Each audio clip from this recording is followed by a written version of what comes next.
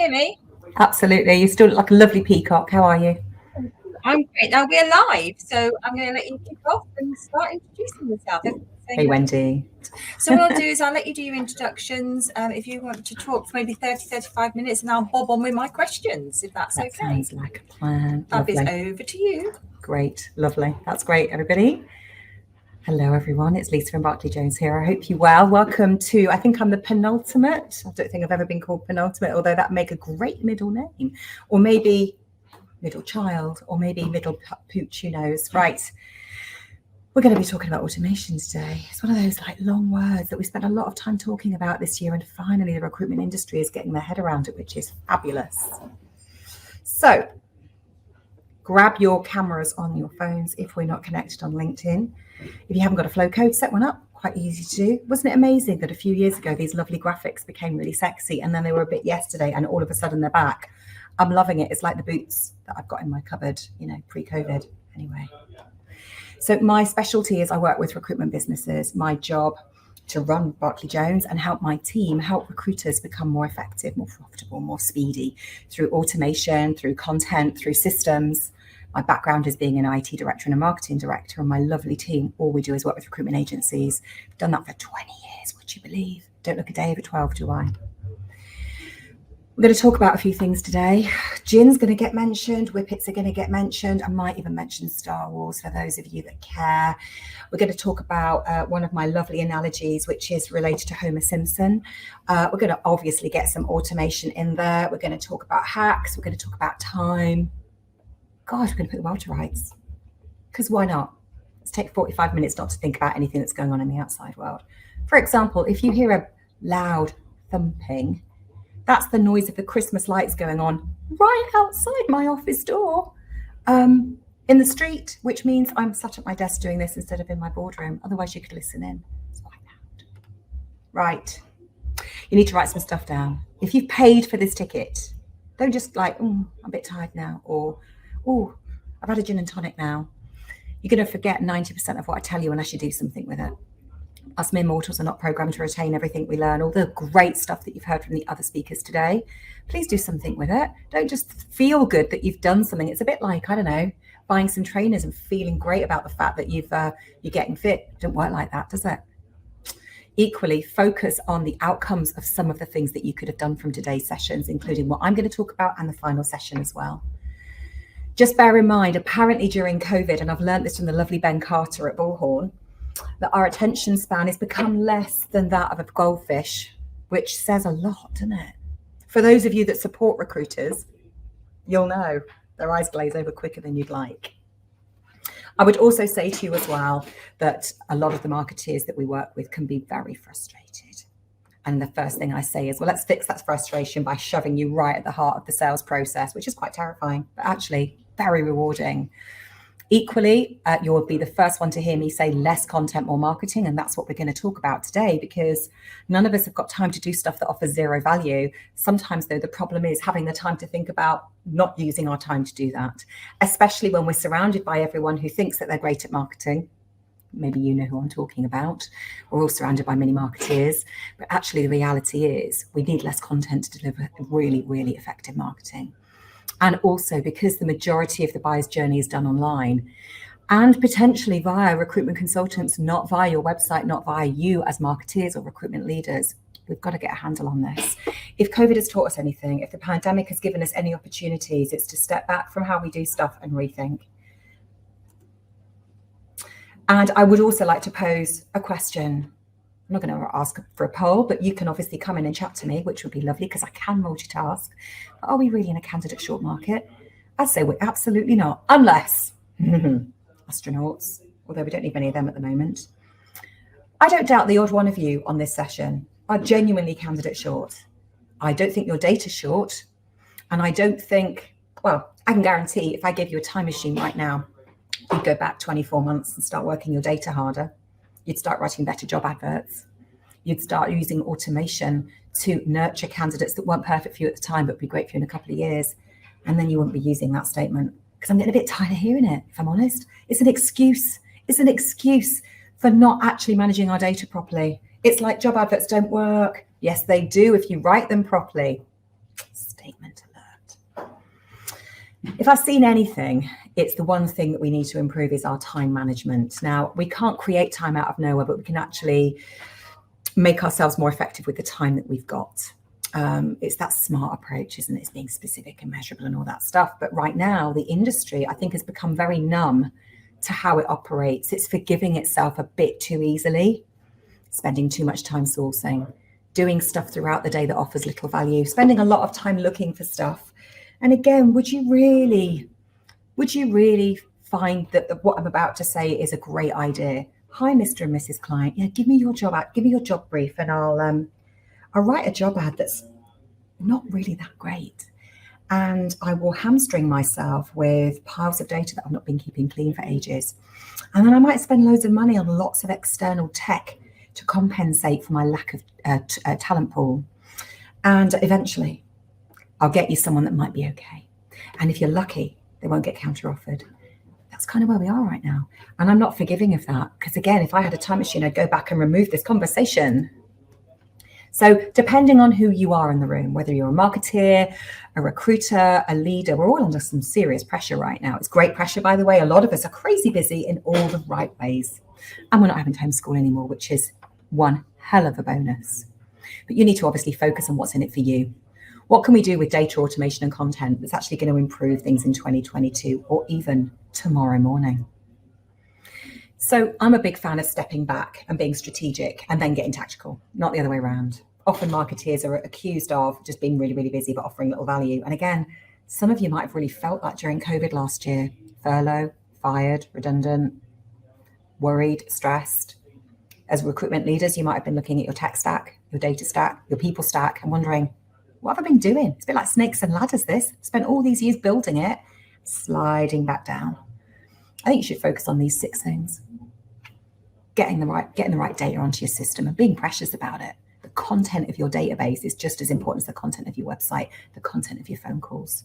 I want you to think about your personal brand generating warm and cool leads. Now, you'll very rarely hear me talk about personal brand because I think it's a bit of a fluffy statement, but ultimately I would absolutely say the content of your LinkedIn profiles, the content of your status updates on LinkedIn is absolutely crucial, and it's just as important as the content of your SEO strategy. If anything, it's kind of the same thing. Thanks, Tom. Lovely avatar, by the way. I hope you don't look like that in real life. That could be quite scary on a Thursday night. Improving candidate and client experience. Oh my God, the Candies and the Candidate Recruitment Experience Awards. I'm showing my age now. It's like talking about Midland Bank. We used to talk about the candidate experience a lot. I coined a phrase with the lovely Louise years ago, basically sold the candidate experience. What about the recruiter experience? Because actually you get that bit fixed, everything else clicks. But at the moment, we're generating far too much content in the recruitment industry and not generating enough content for our databases, which means we generate even more content and even less content, if that makes sense. Recruitment consultants as well, whether they know it or not, are probably working the wrong vacancies. They're overrun with jobs that they can't fill. Maybe we need to think about that. Stronger business development, highly managed accounts as opposed to giving them a call every now and again. I know this because when we do our bullhorn discoveries and training, one of the first things we look at is the aftercare process, of which it very rarely exists. Automation can sort that out. Automation can free recruiters up so they can do a better job of it. And the content that then comes out of their mouth and the way that we feed a candidate through a process as marketeers should end with a fantastic referral and beyond. It should end with candidate walks down the street, spots a recruiter that placed them 15 years ago and shakes their hand. When that happens, by the way, if you're a recruiter that's ever happened to, you'll know what you get off on that in a big way. But why doesn't that happen more? Equally, if you're a marketeer or in a support function, and trust me, because I am, supporting a support industry, supporting a professional services industry that supports a professional services industry, it's very, very easy to get lost in the noise. But actually, I'd like to work support operation or people that are recruitment heroes because they do stuff that adds pure value, not just some. And we all want a better work-life balance because it's gone a little bit down the drain right now. I don't think we even know what that is. Anyway, next slide. Some of these stats you might have seen before, all of them are totally true. But we know prior to COVID, this stat was absolutely critical, and it's got bigger, it's got stronger, it's got faster, and 2025 might be right now. But we know that actually data is the thing that helps us sell. We know that because, well, there's a reason why Facebook changed its name. It wasn't because it felt like it was a good idea. Its data stack was decaying. That sounds a bit rude, doesn't it? So as marketeers, leaders, and recruiters, you need to understand how you're going to use your data and your content. And content, by the way, is data. It's the same thing. How are you going to use it to retire early, get a promotion, make more money, work less hours, have more lunch breaks, spend more time with your kids, or less time if you spent too long with them last year, like I did. Equally as well, the majority of people we're selling to either don't turn their videos on when you're having a video call with them, how rude, or you'll never actually get to meet them because they are the hidden faces of the businesses that you operate within. Tough, tough, tough, tough. So we need to think about how we can influence. And again, often what happens in marketing is, well, we just go a bit crazy with our content and create loads of it. Don't work. I'm massively passionate about automation. I could automate my kids. That would make my life so much better, or even my husband. But I want you to think about automation. And I want you to really sit and stare it in the face and say, what are you going to do for me? Now, I'm not into dehumanizing the recruitment process. I'm into absolutely humanizing it, but you're not superhuman. So we need to free you up to be excellent and exceptional at what you do, not just a bit okay. We need to free you up to write better job adverts so you stop attracting crap talent. I nearly created a new word there, crapting. That's quite good. I might write that down. Equally, automation is not just the marketing. So when we do, and we're doing a significant amount of Herefish and recruitment automation projects at the moment, one of the first things we often have to do is to set the tone about what this stuff is there for. It's not just for marketing. That's what we do at 9 o'clock in the morning. The rest of it is about sales and business, and the whole thing's connected. It's equally not just for IT to clean up the database. That's a good start. Equally, automation is not just for the big boys and girls out there. My latest client is 2 people who basically want to scale carefully, nicely, strongly, and with agility next year. What a great name. What a great word. Ultimately, though, automation is there to drive the entire life cycle of recruitment. I'm probably telling you stuff you already know, but I want to set the tone here. And equally, content is the same thing, but it's not just there to make you look busy. It's not just there to make money for people that you outsource it to. That's nice, though. It's not just there for blogging. It's not just there for making loads of noise so you feel better and getting loads of clicks. It's not just domain of the marketeer, because everything that's coming out of my mouth right now is content. Everything that comes out of the mouth of your recruiters on the phone while you're doing this call is content. Everything on their LinkedIn profiles is content. Job adverts, content. Interview. Invoices. Why do marketeers never look at the invoices that they send? That for me is a quick win. Anyway, it drives the recruitment lifecycle, and the data, it sits right at the heart of that.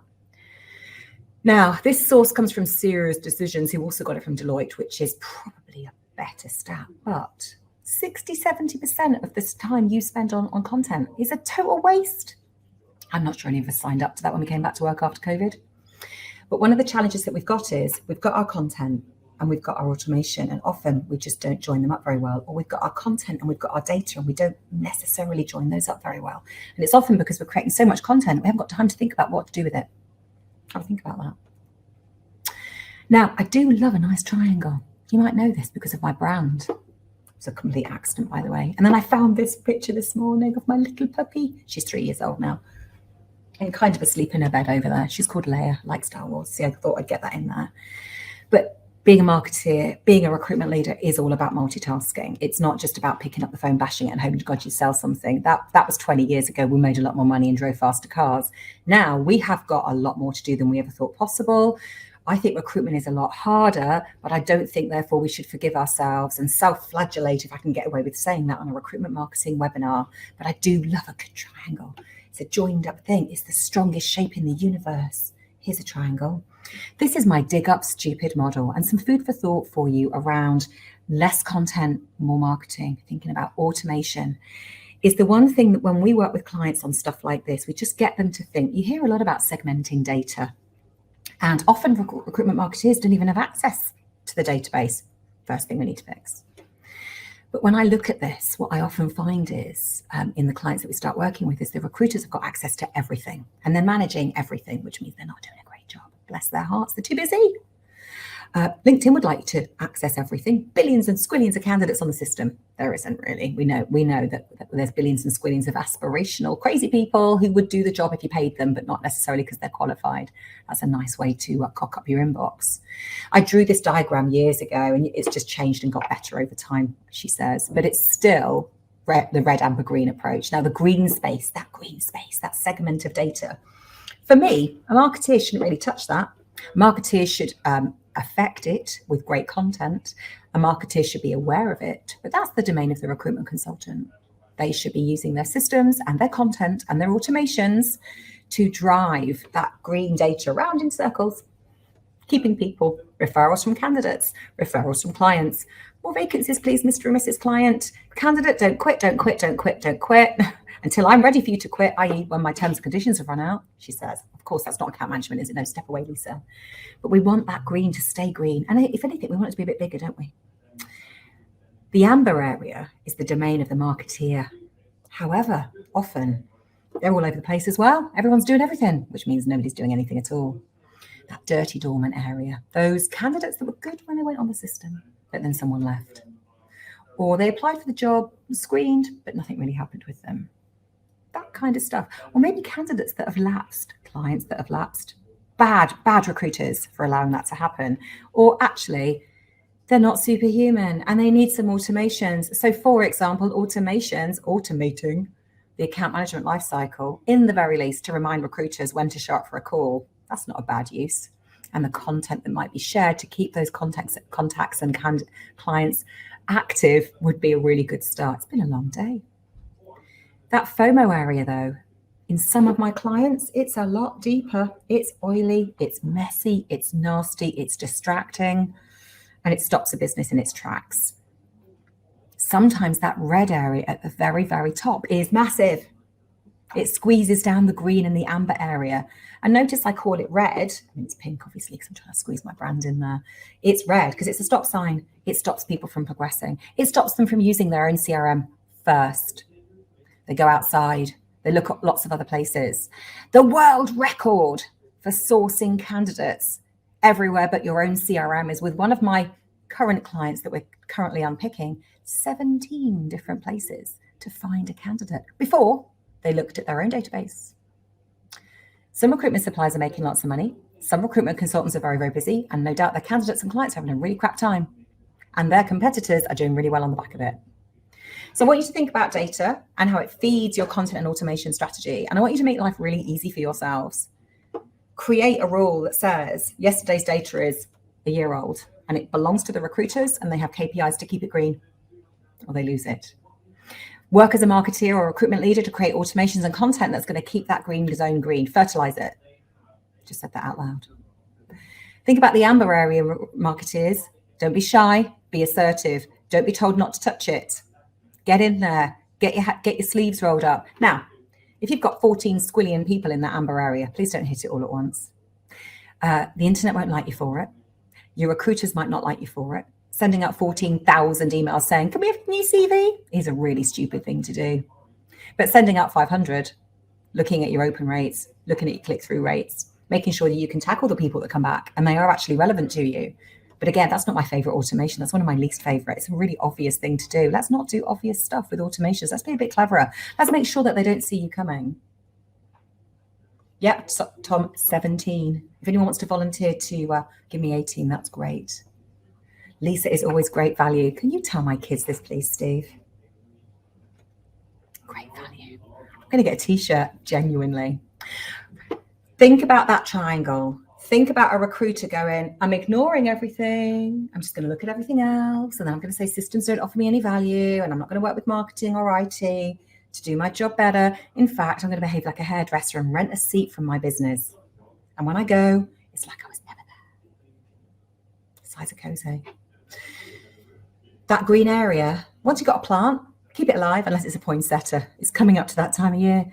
Give me a P in chat. If you're like me, you get a poinsettia, it looks gorgeous, and within days it's dead. Never understood how on earth I buy these things and then it's dead within seconds. But again, as marketeers, what can you do with that yellow area? And then slice it. You could do it that way, you could do it that way. Nobody's given me a P. You've obviously all got the secret to keeping your poinsettias alive. And avoid that FOMO. In fact, just get rid of it. Just get rid of it. But don't let anything else fall into it. Bad. Don't let your recruiters put stuff on the system that will immediately go into it. Bad. Thanks, Rebecca. We should start our own LinkedIn group. Automations for me, again, step away from the marketing and think longer term, think big, be selfish within the business. What do you want to achieve? More time on the phone, sourcing quicker, all of that lovely stuff.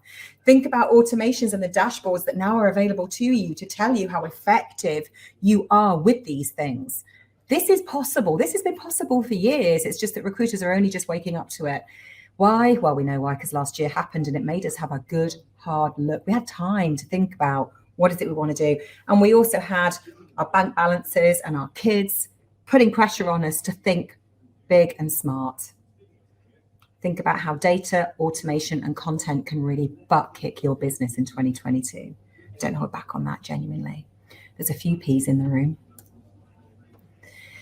If you can do anything with automation as well, why don't you focus on get on the effing phone, as there was the mantra in the early 2000s. I'm obviously being diplomatic now. But equally, in the business that I used to work in back in those days, if you weren't on the phone enough, you had to wear a giant sombrero and it had a sign on it, which began with T, 2 letters in the middle and ended in T and said hat. And that's the hat you had to wear if you didn't make enough phone calls. I think times have changed a little bit since then, but still the phone call is king. And automation can make those phone calls happen. Content can make those things happen. But if all you're doing with your content is talking about jobs, talking about interviews, talking about what tie to wear, talking about how to prepare for an interview, who gives a damn? Candidates that need that level of coaching, not sure we want those candidates. Maybe might be something to think about. But we do want clients, and we need time to be assertive. We need time and content to unearth those things. There are automation systems and ways of generating content, and have been for years, that will rank your clients and candidates according to which ones are the most engaged. And there are automations that will help you spot those on your CRM system. So when you walk in the door, you know who to ring. How gorgeous is that? But why is it we just insist on not organizing our data, not organizing our content, and then just moping around trying to fill vacancies with candidates that we don't have? You can tell I'm in an unforgiving mood today. So think about automation and how it can do the one thing that we need to do more of, which is this: speaking, talking, not necessarily meeting face-to-face anymore. Candidates and clients often don't want to do that now. And most of us are more accessible than we ever have been because we're able to do stuff from home now, which is brilliant news. And I think for a lot of us, a long time coming. But we also need to be more persistent. And the average recruiter at the moment, even though it takes 18 calls to engage with a brand new client, gives up after 5. It's no good. Tough birds. We need some tough birds. Email still works.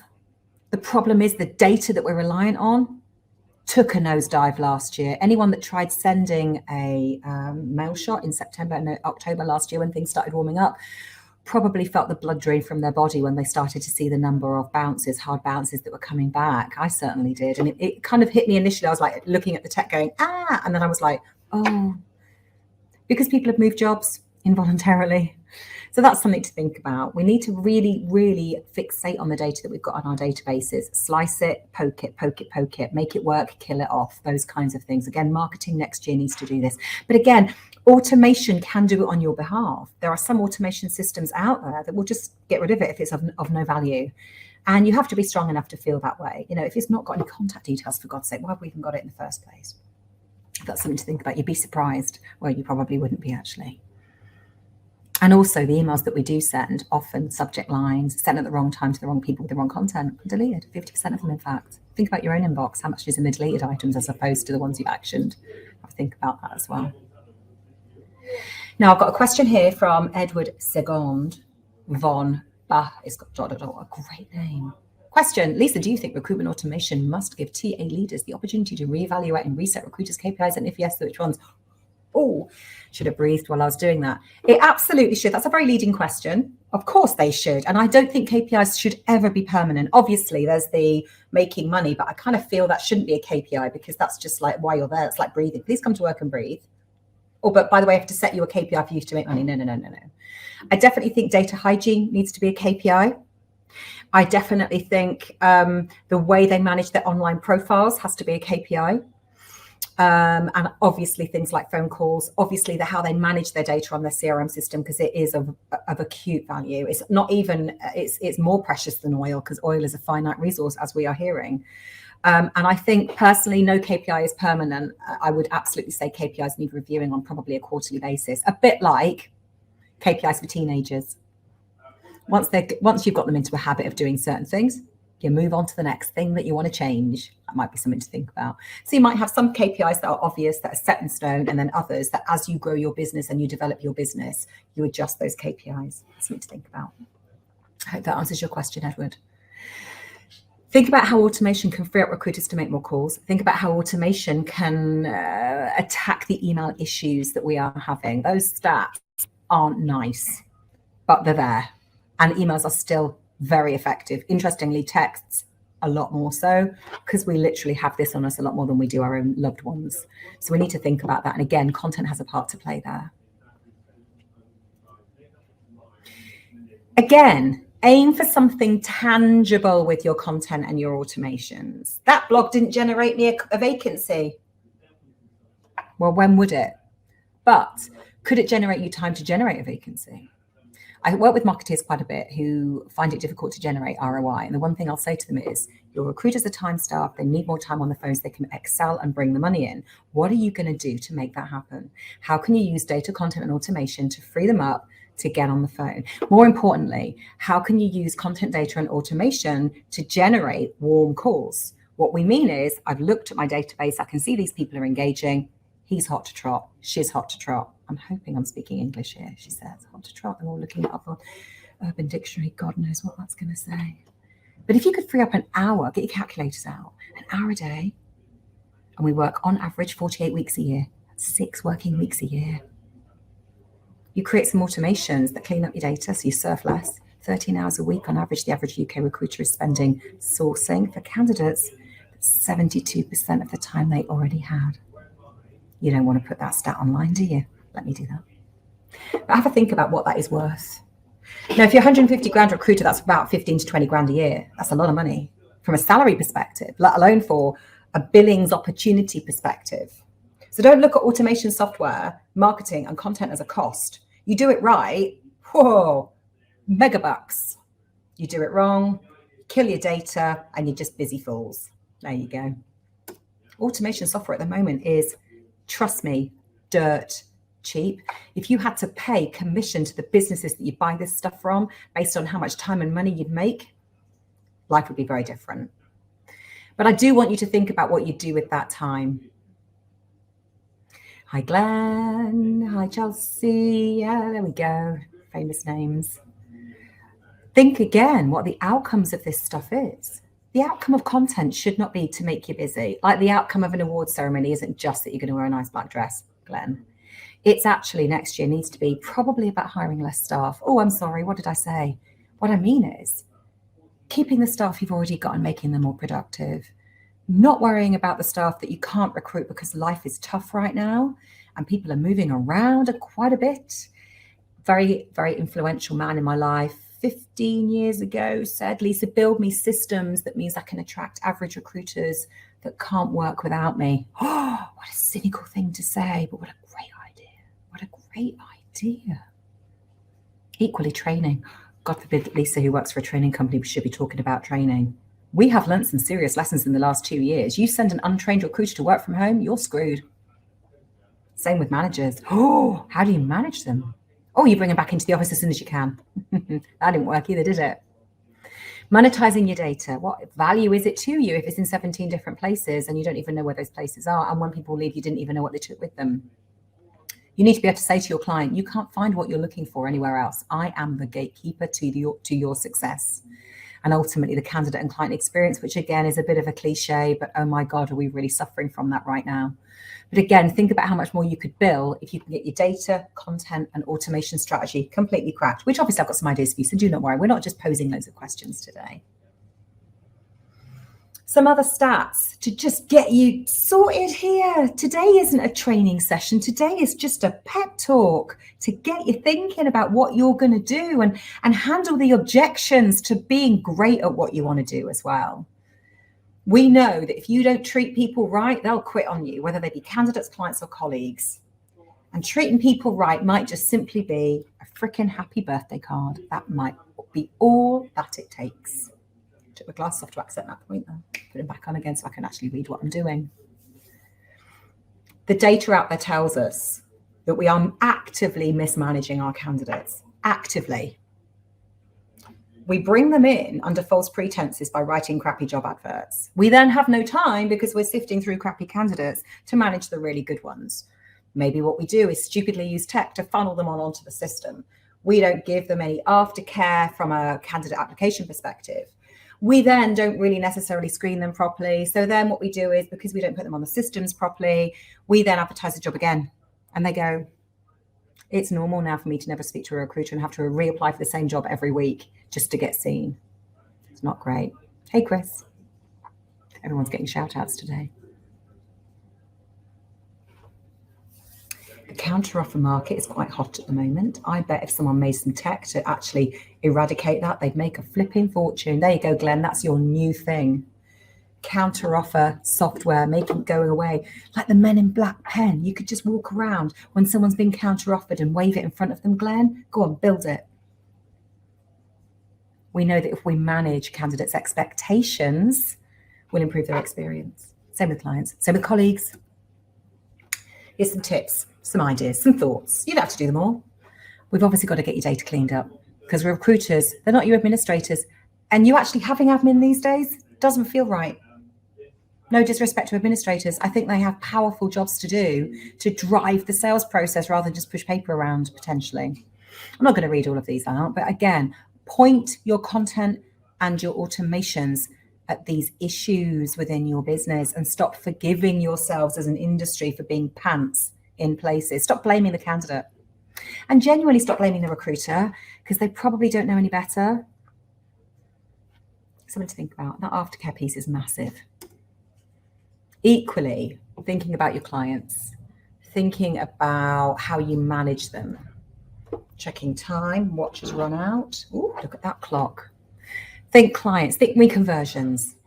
You know, why work all that way into a client's heart just to pee them off and lose them, unless you want to be a serial monogamist because you really like to have a tough job. Manage those accounts. Don't just onboard them. And manage is an interesting word, because often account management and recruitment is simply a call every now and again. Not good enough. Would you want to be managed like that? I don't think so. Have a look at that list there and see what you could pull out and just get some content ready for that and automate it. And then obviously the lovely recruiter who's at the heart of all of this. In fact, I'd say they're the coolest part of all of this, but they're wasting their time. And as leaders, we're not doing anything about it. We're just giving them more tech. That doesn't fix anything. We know this because some of us with kids are going to be clearing out toys before Santa comes that haven't been opened from last year yet. Not great, is it? We're not focused on the one thing that could generate the most income, which is the referral process. 92% of people who've been asked said, I'll give a referral. 11% of recruiters bother asking. It's a crap stat. There's 70% of the universe out there ready and willing to give you money. But what do? You're too busy. So think about your colleagues. What are you going to do with them from a content and automation perspective? How can you help them? How could you maybe help them improve the content of their LinkedIn profiles, which is the ultimate automation tool? You know, we want candidates that are looking for people in their sector to find your recruiters, don't we? That's a great automation, automating the candidate to find you. But why do we not? Why is it I look at a recruitment consultant's profile and all I see is recruit, or sell, targets. Have a think about that. Because the data's not great. The data shows that we're busy fools. The data shows that we are not strong enough with our clients. We just take jobs and hopefully fill them. So to finish, I'm going to give you some hacks. And I love the number 3. I love my triangles. I like my whippets, my gin, my running. That dig up stupid model that I built was based on an episode that I saw of The Simpsons, where Homer Simpson had found out that he had gold in his back garden. And they found him hours later and he dug past the gold and he was trying to get out and he was digging. Dig up stupid. That's where it comes from. That's where my model comes from. They just keep going. Stop at the green, recruiters. Definitely don't go into the black. It's black for a reason. It's muddy, it's nasty. It's going to make a mess. Equally, as marketeers, I want you to influence the content that goes onto your database. It's precious, it's valuable, and it will remain so because it's there after your recruiters have gone. Once you've sorted out your segments, nice and simple, it really is that simple, because you don't need all the data, you don't need all of it. You might have 10,000 records, but only 1,000 of them need working this year. Forgive yourself for the other 9,000, just leave them. Let them fall off, it's okay. So be picky, dig up, get back in that green zone, or maybe yellow if you need to push a little bit more green in, okay? And then think, right, now I've got my data segmented, and again, don't take too long over, it's a 5-minute job. Then you need to build an automation and content plan to really nail those 1 and 2 areas. I class that red area as 0. It's like, what's the point now? If you want to build a talent pool for the future, I get it. If you're opening up new sectors, new territories, new geographies, I get it. But most recruiters aren't. So why do they insist on spending all day looking for new stuff? It's because the stuff they've already got, they've not been taking care of it. So avoid that FOMO. So my three data hacks: dig up, be picky, and then build a plan to monetize that stuff with content, right message, and automation, right time. Simple. It's not spam if it's the right person, right time, right message. My 3 automation hacks with all of the work that we've done in the last year, because it's been crazy from a recruitment automation perspective for us, and actually flipping exciting. Focus on your 4 C's: candidates, clients, colleagues, and ultimately the cash. That'd be nice. Think business problems, not marketing. Stand back. If you're going into a content, automation, or data project, forget marketing for 30 seconds and think business. What is this going to do for my business? Don't let the mini marketeers in your business influence you if they don't really understand what we're talking about here. And that's okay, because they are busy people, probably excellent in many ways. But sometimes you need a cool head with these projects. You need to be thinking strategically. Content should never be a tactic. And again, think, I say less content, more marketing. I'm actually saying, what can I get away with? What could I create that's going to last me forever, and I can pull bits out of it whenever I need it? I've got some ideas for you on the next slide. And I want you to rinse and repeat. I don't want you just to create this stuff and then go, oh, I've done that now. A bit like a website, I've done that now.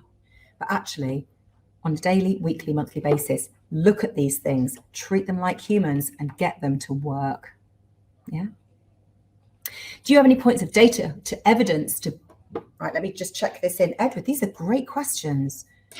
Do you have any points of data to evidence the benefits and ROI of recruitment automation we can share with business leaders as a selling point? Yes, I do, but I'm not going to give them to you now. I'll send you something outside of the session. That's a whole new webinar.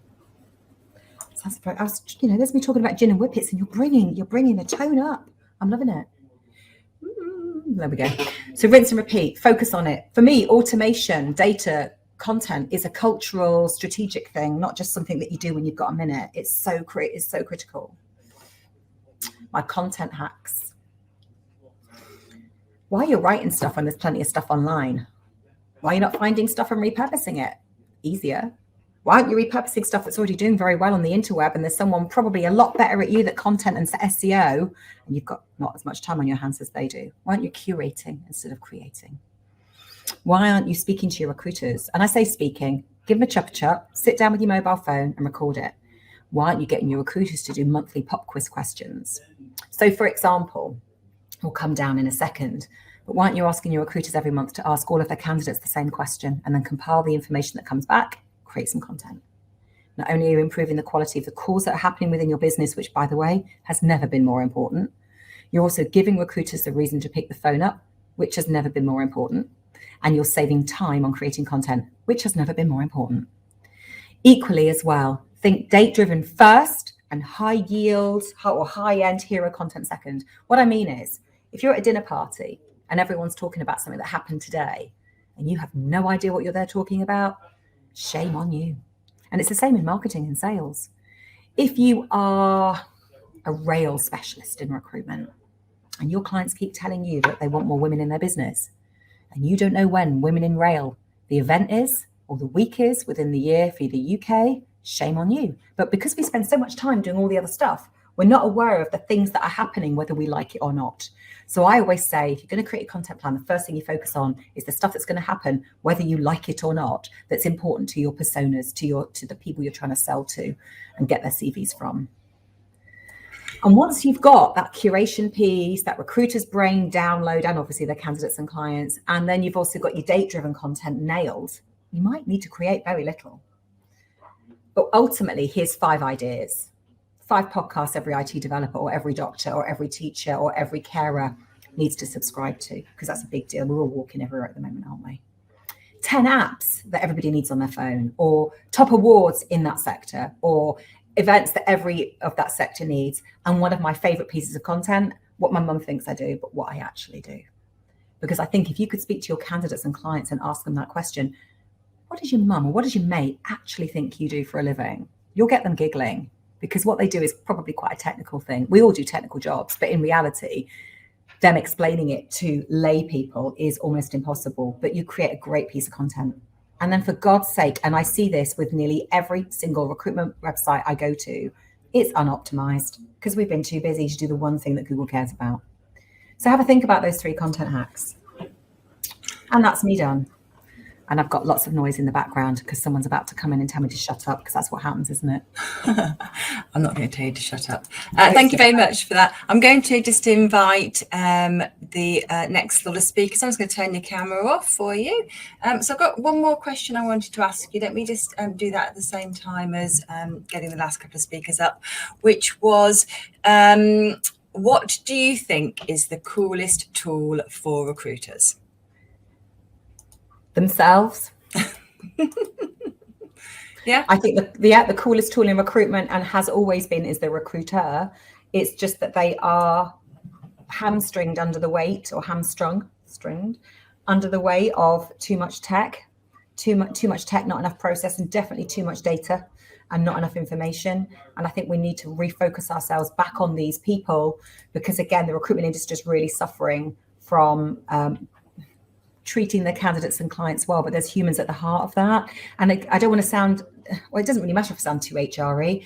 I believe if we get that bit fixed and we create time and space for people to be excellent at what they do, that's where the good stuff happens. Cool. We'll just turn off Glenn's camera for him. Sorry about that. That's the slight challenge with Crowdcast, is I have to bring everybody on while we're still in the green room. Lisa, if people want to know more about what you've talked about, how can they get in touch with you? And I know you just put your QR code up, but how else can they get in touch with you? I'm on LinkedIn as Lisa Jones, and you'll see that little yellow halo, and Barclay Jones is my website, so feel free to come and have a look at us there. Cool. Okay, great. And I think we're going to share some content afterwards with people, so I'm going to send out anything that you want me to distribute afterwards. They can absolutely, whatever I've got, and if it's in my brain or on paper or on online, they can have it.